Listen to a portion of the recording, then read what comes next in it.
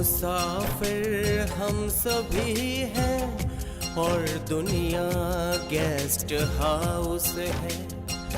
वक्त कुछ रोज राही का, वक्त कुछ रोज राही का, ठिकाना गेस्ट हाउस है। मुसाफिर हम सभी हैं और दुनिया गेस्ट हाउस है।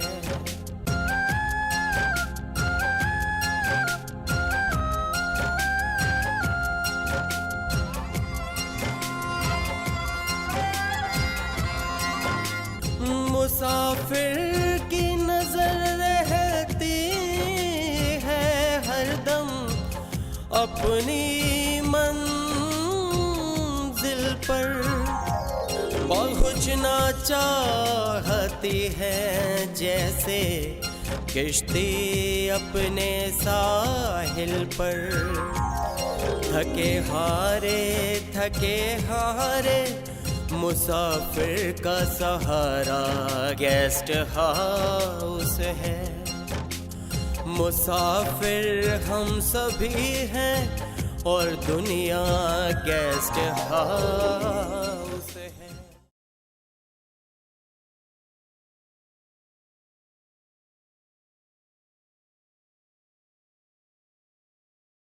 अगर तुझे लड़का पसंद आए तो रिश्ता पक्का कर दे। इरम भी तो शादी के लायक हो रही है। ठीक है, तू आने दे उसे। कोई फायदा नहीं पंडित चाचा। क्यों इरम बेटी? उस्मान भाईजान भी खूब समझा कर गए थे, लेकिन निसार भाईजान किसी की सुनते ही नहीं है। तुम इरम हो? जी हाँ, मेरा ही नाम इरम है। कितनी प्यारी बच्ची है। मगर चाची जान, इरम का रिश्ता तो हो चुका है। बिल्कुल सही पहचाना पुत्र, खास काम ही है। अब देखिए ना, अगर रेखा बहन हमारे इस गेस्ट हाउस पर नॉवल लिखेंगी तो इस काम में वक्त लगेगा और आपको यहाँ जल्दी जल्दी आना पड़ेगा। अरे नहीं नहीं इरम जी, हम लोग झगड़ नहीं रहे हैं। मैं तो इन लेखिका महोदय के जज्बात जान रहा था।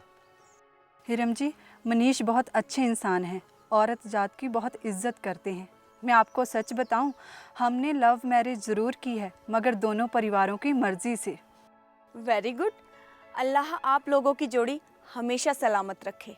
मनीष ने तो तय कर रखा था कि अगर हम में से किसी के भी माँ बाप शादी के लिए नहीं माने तो हम दोनों शादी ही नहीं करेंगे। आप दोनों खानदानी हैं, आप दोनों के ख्यालातों से भला कौन इत्तेफाक नहीं रखेगा। इरम जी, अगर आपके इरादे और ख्यालात ठीक हों तो आपका कोई विरोध नहीं कर सकता। और फिर तो हमारे परिवार के लोग पढ़े लिखे हैं, उनको पता था कि उनके बच्चे कोई गलत कदम नहीं उठाएंगे। जी बिल्कुल सही फरमाया आपने। वैसे भी देर बहुत हो चुकी है, चलिए अंदर चल के आराम कीजिए आप थोड़ी देर, मैं आपका रूम तैयार करती हूँ। चलिए चलिए आइए।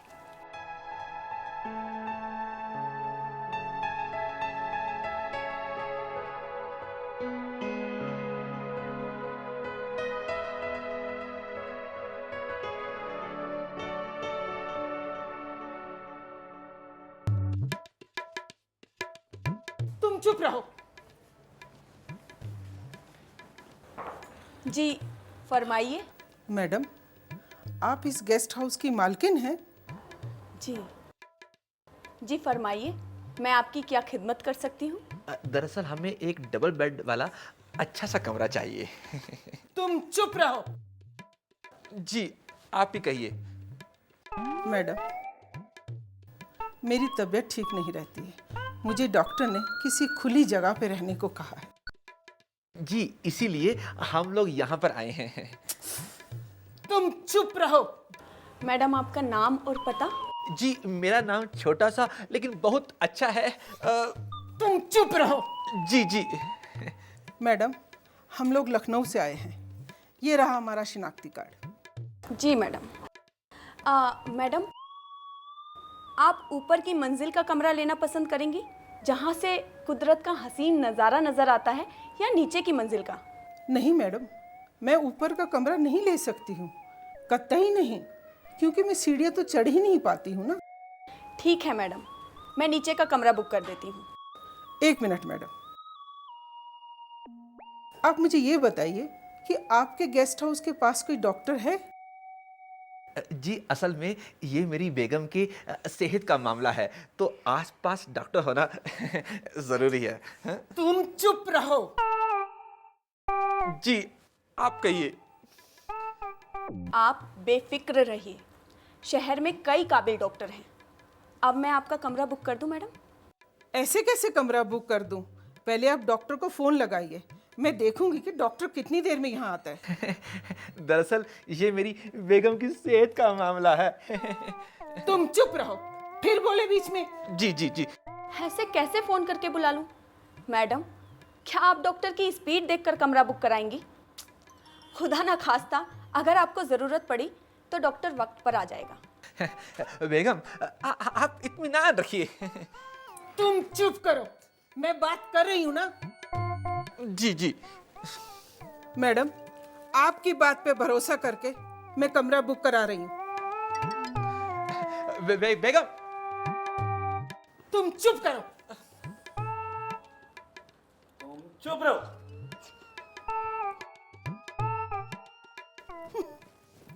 तुम चुप रहो।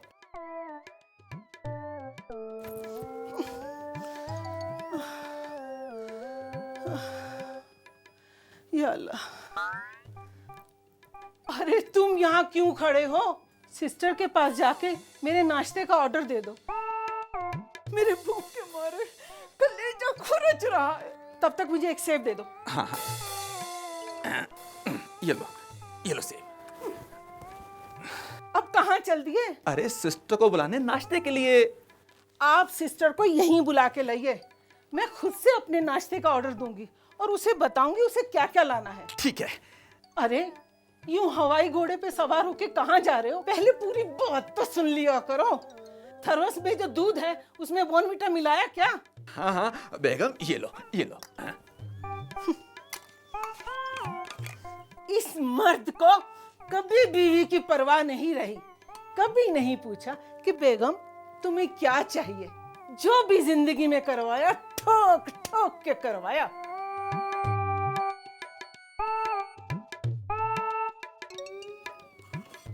अब क्या खड़े खड़े मेरे घूंट गिनते रहोगे या सिस्टर को भी बुला के लाओगे? जाके सिस्टर को बुलाओ। ठीक है ठीक है।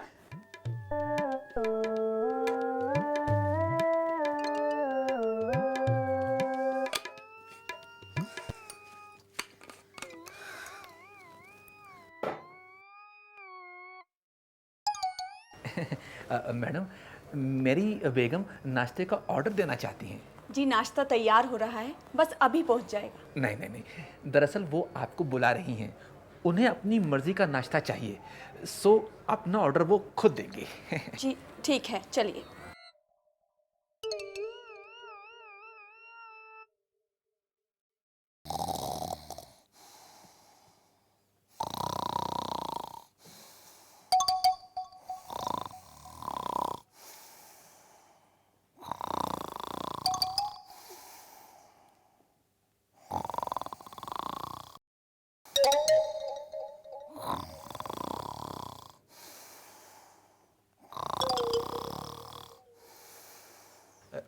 बेगम बेगम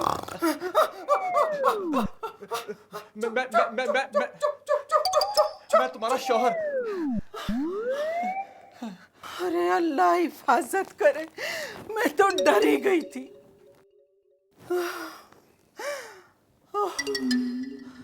अल्लाह।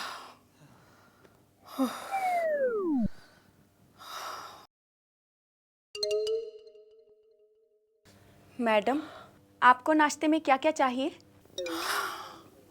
सिस्टर, मेरे लिए आप नाश्ते में 6 उबले हुए अंडे, 4 अंडों का आमलेट और एक बड़ी सी ब्रेड और 1 जग भर के चाय का। और हाँ, थोड़ा जल्दी भिजवा दीजिएगा, क्योंकि अगर नाश्ते में थोड़ी सी भी देर होती है तो मुझे घबराहट होने लगती है। जी। एंड जनाब आपके लिए? मेरे लिए एक कप। तुम चुप रहो। ठीक है। हाँ सिस्टर, इनके लिए 2 पीस ब्रेड के सिके हुए उन पे चटनी लगा के और 1 चाय का कप अलग से। चटनी? हाँ हाँ, वही सास बहू। सॉस? हाँ हाँ वही, क्या कहते हैं। ओके। तुम चुप रहो।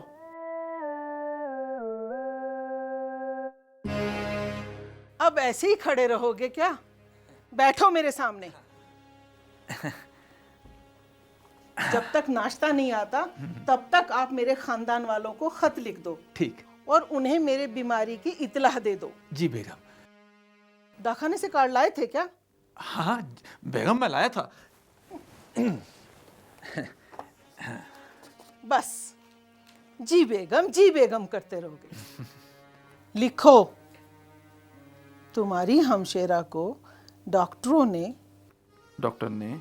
ब्लड प्रेशर, शुगर, टेंशन, घबराहट यानी कि बड़े आदमियों की बीमारी बख्शी है।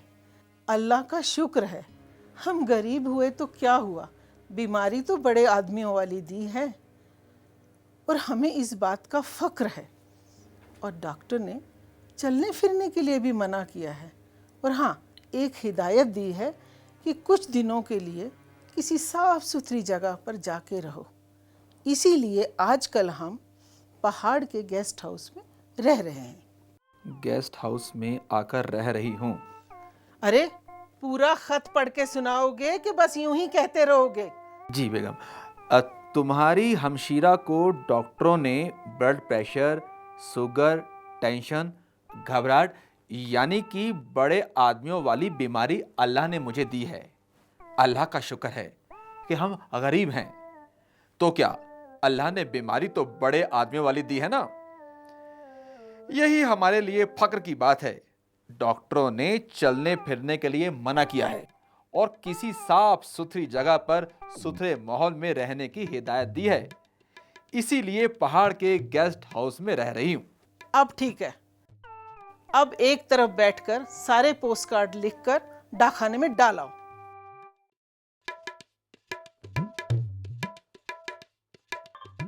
ये लीजिए मैम, ये रहा आपका नाश्ता और जनाब आपका भी। सिस्टर सुनिए। जी फरमाइए। यहाँ डाकखाना कहाँ है? क्यों, आपको कोई लिफाफे या डाक टिकट मंगवाने हैं? अरे नहीं नहीं, मुझे ये खत डाकखाने में डलवाने हैं। ये खत आपको डाक खाने के डिब्बे में डलवाने हैं? जी जी जी। मैम एक बात पूछूं आपसे? पूछिए। ये कार्ड्स क्या किसी दावतनामे के हैं? अरे नहीं नहीं, ये खत तो मैंने अपने खानदान वालों के लिए लिखवाए हैं ताकि उनको भी मेरी तबीयत के बारे में पता चल जाए। जी मैम, लाइए मैं डलवा देती हूँ। अरे नहीं नहीं, मैं अपना सारा काम इन्हीं से करवाती हूँ क्योंकि मुझे इत्मीनान रहता है। ठीक है, जैसा आप ठीक समझे। बेगम, मैं नाश्ता कर लूं और फिर खत डालूंगा। ठीक है, नाश्ता जल्दी जल्दी कर लो।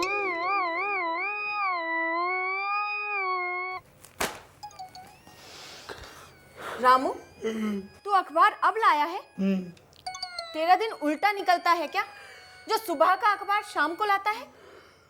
पता है भाईजान नाराज हो रहे थे, कह रहे थे कि वक्त पर अखबार ना लाए तो अखबार बंद कर दो। अरे तू फिर खड़े खड़े सो गया?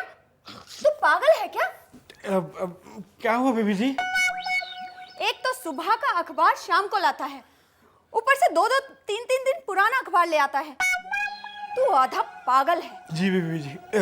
बीबी जी, अब अखबार कोई समोसा या पकौड़े तो है नहीं जो हाथ लगा के देख लूं कि ताजे हैं कि बासी। एक काम कीजिए बीबी जी, आप देख लीजिए और देखिए कौन सा ताजा है और कौन सा बासी। पता नहीं इसमें आज का अखबार है भी कि नहीं। हाँ, ये रहा।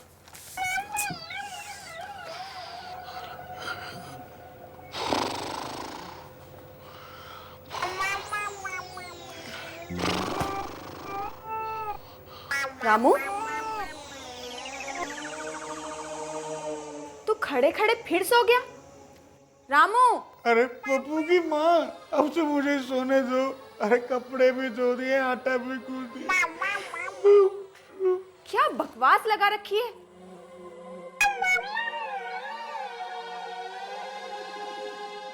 चल उठ। माफ करना बीबी जी, मेरी थोड़ी आंख लग गई थी। रात में तेरी नींद पूरी नहीं होती क्या, जो खड़े खड़े सो जाता है? अरे क्या बताऊं बीबी जी, बताइए, लोग शादी करते हैं आराम के लिए, और मेरी तो जिंदगी हराम हो गई है।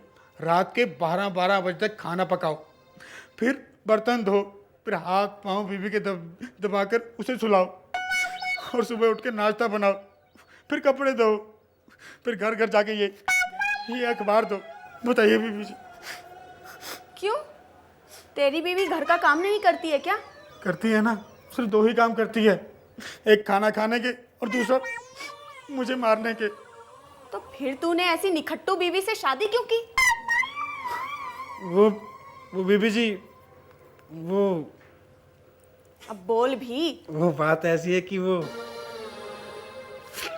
सुंदर बहुत है। चल अपनी बकवास बंद कर और अखबार उठा, अभी भी नींद में है। उठाता हूँ। लो, अच्छा बीबी जी।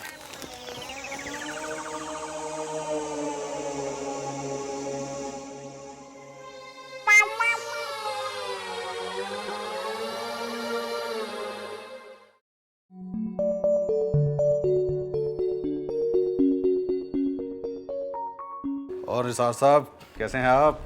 अरे इंस्पेक्टर साहब, आप कहिए, कैसे मिजाज हैं आपके? हम तो ठीक हैं, आप सुनाइए, गेस्ट हाउस में सब खैरियत तो है? अल्लाह का फजल है साहब, जब तक आप जैसे नेक और ईमानदार इंस्पेक्टर इस इलाके में हैं तो क्या बुरा हो सकता है। खबर है कई गैर कानूनी काम करने वाले लोग आज सरगर्मी पर हैं। गेस्ट हाउस में ठहरने वाले लोगों के पेपर जरा ध्यान से चेक कीजिए।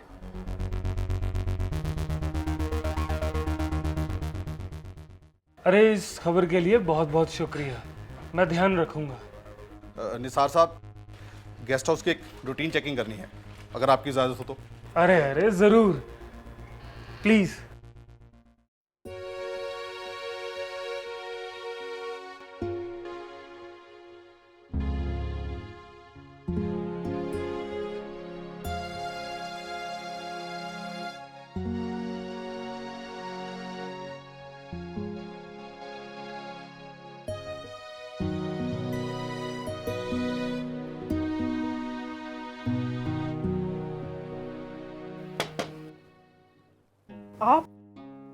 आप कैसे अंदर आए?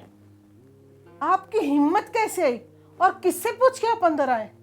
आपको ये नहीं दिखा कि एक मोहतरमा यहाँ अकेली बैठी है और आप अंदर ही घुसे चले आ रहे हैं? क्या बात है मैडम, क्या अरे हुआ? देखो तो, हम यहाँ बैठे हैं, बिना इजाजत अंदर ही घुसे चले आ रहे हैं। मैडम आप घबराइए नहीं, पुलिस अपनी रूटीन चेकअप पर है। गेस्ट हाउस में कोई चोर उचक्का ना घुस जाए, इसलिए वो अपने रूटीन चेकअप के लिए आई है। अरे हम आपको चोर उचक्के नजर आते हैं? अरे हमारा तो शिजरा लखनऊ के नवाबों से मिलता है, समझे? कोई बात नहीं मैम, हम अपनी ड्यूटी पर हैं। हमारी तरफ से आपको जो तकलीफ हुई है उसके लिए हम माफी चाहते हैं।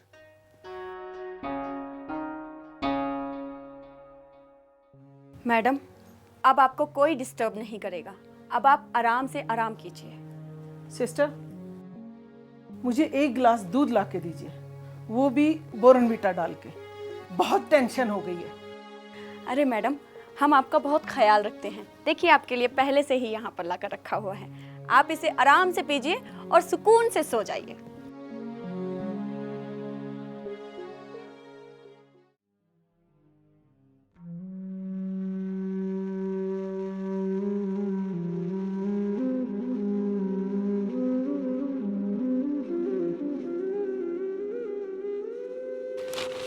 अरे पापा जी, आप आइए बैठिए।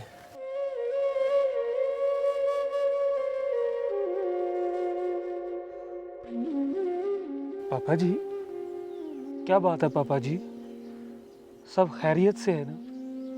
आप बहुत परेशान दिखाई दे रहे हैं। निसार पुत्र, परेशानी पूछकर नहीं आती। क्या हुआ पापा जी?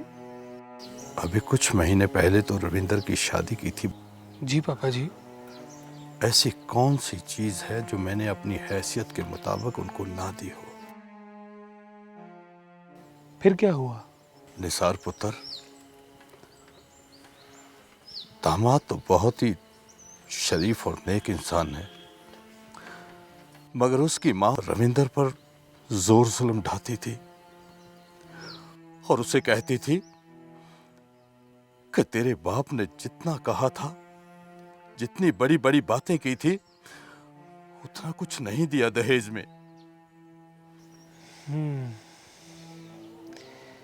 इसका मतलब पापा जी, रविंदर बहन के ससुराल वाले बहुत ही घटिया इंसान निकले।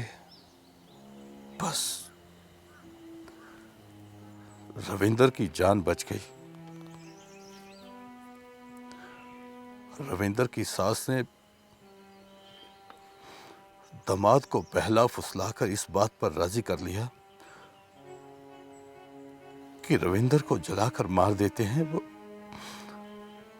और उसकी दोबारा शादी किसी दौलत वाले से कर देते हैं जो अपने साथ बहुत सारी दौलत, सोना चांदी लेकर आएगी। अच्छा? बस रविंदर की सास रविंदर को जलाने की प्लानिंग कर रही थी कि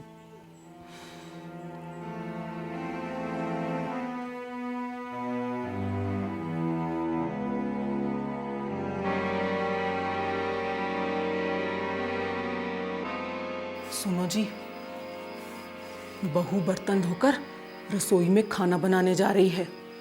बस यही सही मौका है अपना काम करने का। सांप भी मर जाएगा और लाठी भी नहीं टूटेगी। पर देखो, सारा काम बड़ी होशियारी से करना है ताकि मोहल्ले वाले और पुलिस वाले भी इस बात की तस्दीक ना कर पाएं कि जलाकर मार दी गई है या इत्तेफाकन हादसे का शिकार हुई है। लेकिन माँ ये तो पाप है। ओए तू पाप के चक्कर में मत पड़ करतार। खानदानी लड़की है, बड़े घराने की तौर तरीके जानती है।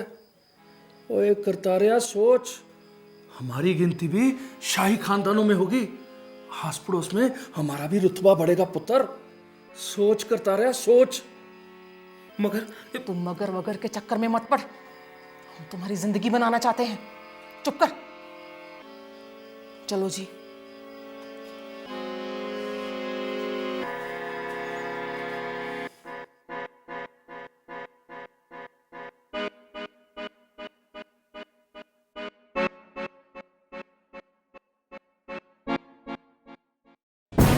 बस माँ बस, बहुत बर्दाश्त कर लिया तुम्हारे इस दरिंदगी भरे खूनी खेल को सुनते सुनते। तू पाप का ये खूनी खेल खेलना क्यों चाहती है? तू अपनी माँ के साथ जबान चला रहा है? उस माँ से जो दिन रात सोते जागते बस एक ही सपना देखती है कि अपने पुत्र जी के जीवन को स्वर्ग कैसे बनाए। तुझे जरा भी एहसास है कि मैंने तेरी शादी के लिए कितने बड़े बड़े सपने देखे थे। मैंने तो बड़ा घराना देखकर तेरी शादी उस कलमुही से की थी। सोचा था घर में आएगी, ढेर सारा दहेज लाएगी और हमारे घर को 4 चांद लगा देगी। लेकिन इसने तो 4 चांद तो क्या, हमारे घर को ग्रहण लगा दिया। एक बात बता माँ, रविंदर कौर के बाद अगर तू दूसरी बहू लाई और वो भी तेरी हवस के मुताबिक दहेज नहीं लाई, तो क्या तू उसे भी जलाकर मार देगी? फिर तीसरी बहू लाएगी? ये खून का दरिंदगी भरा खेल तू कब तक खेलती रहेगी? नहीं मां नहीं, मैं ऐसा हरगिज नहीं होने दूंगा। लो, मेरे पेट से जन्म लेकर मेरी इच्छाओं के पेट पे लात मार रहा है। पुत्र जी, समाज में इज्जतदार और दौलतमंद बनने के लिए ऐसा करना पड़ता है। और वैसे भी ये सब तो अब समाज का हिस्सा बन गया है। देख, मेरी बात मान, तू उसे किसी तरह बहला फुसलाकर वापस ले आ। देख, मेरी ममता तुम्हारे लिए दूसरी बहू लाने के लिए तड़प रही है।